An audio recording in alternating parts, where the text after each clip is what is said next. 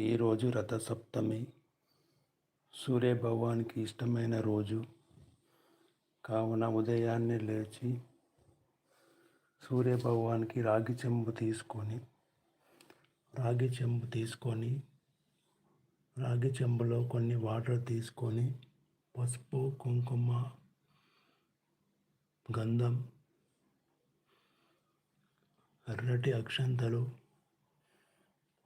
నల్ల నువ్వులు ఉన్నవారు నల్ల నువ్వులు చేసుకోవాలి.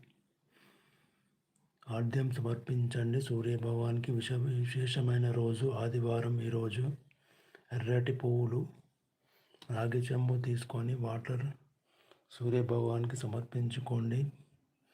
అంతా మంచి జరుగుతుంది.